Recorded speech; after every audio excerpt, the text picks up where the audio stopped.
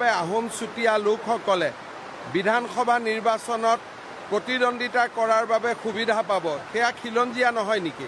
খিলঞ্জীয়া কোন? যদি আহোম খিলঞ্জীয়া নহয়, চুতীয়া খিলঞ্জীয়া নহয়, বড়ো খিলঞ্জীয়া নহয়, আমি সাধাৰণ শ্ৰেণীৰ মানুহ খিলঞ্জীয়া নহয়, যদি আমাৰ এই গোটেইবোৰ মানুহ খিলঞ্জীয়া নহয়, অকলটো কোনোবা এজন ব্যক্তি খিলঞ্জীয়া হ'লে নহ'ব।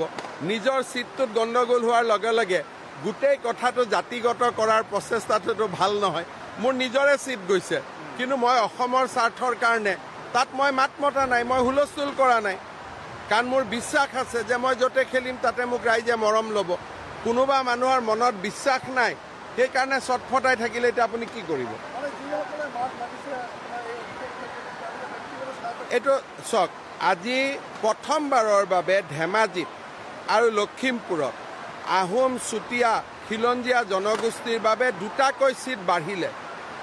আগৰ 2007 ডিলিমিটেশ্যনত যোৰহাটত চিট কমিছিল, এইবাৰ নকমিল। যোৱাবাৰ ডিব্ৰুগড় তিনিচুকীয়াত চিট কমিছিল, এইবাৰ নকমিল। গতিকে ইয়াতকৈ ভাল ডিলিমিটেশ্যন চিট নবঢ়োৱালৈকেতো সম্ভৱ নহয়। আৰু প্ৰথম ডাঙৰ কথা যে গোটেইকেইটা আজি গোৱালপাৰা জিলাত বকোৰ পৰা দুধনৈৰ পৰা গোৱালপাৰালৈকে আজি ৰাভা জনগোষ্ঠী বড়ো জনগোষ্ঠী সুৰক্ষিত হ'ল। গুৱাহাটীত চিট বাঢ়িলে, তিনিচুকীয়াত চিট বাঢ়িলে, ধেমাজিত চিট বাঢ়িলে, লখিমপুৰত চিট বাঢ়িলে, বাক্সাত চিট বাঢ়িলে, তাতকৈ আমাক লাগে কি? চিট কম, নামটোহে বদলিছে, চিটটোতো কমা নাই। আৰু উজনি অসমততো এটা গোলাঘাটৰ পৰা উত্তৰ লখিমপুৰ, ধেমাজি, ডিব্ৰুগড়, তিনিচুকীয়া, গোলাঘাট, চৰাইদেউ, শিৱসাগৰ, এই গোটেইখিনিক মিলি উজনি অসম বুলি কয়। উজনি অসমত এটা চিট বাঢ়িছে।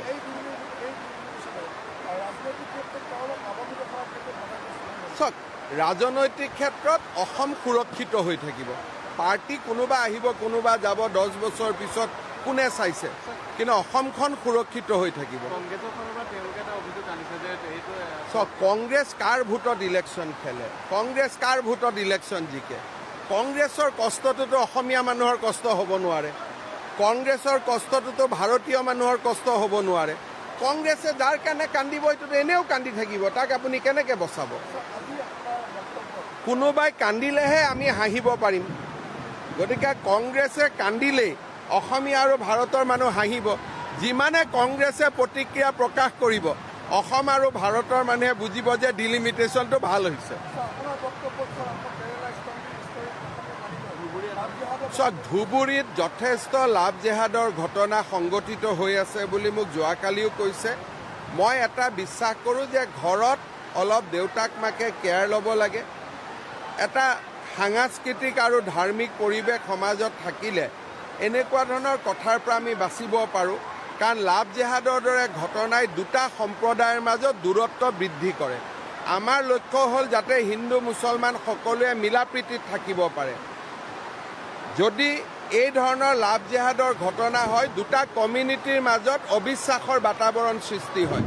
যিহেতু আমি একেলগে থাকিব লাগিব আৰু সদায় একেলগে থাকিব লাগিব, সেইকাৰণে হিন্দু মুছলমান দুয়োটা সম্প্ৰদায়ৰ লোকে লাভ জেহাদক প্ৰত্যাখ্যান কৰিব লাগে।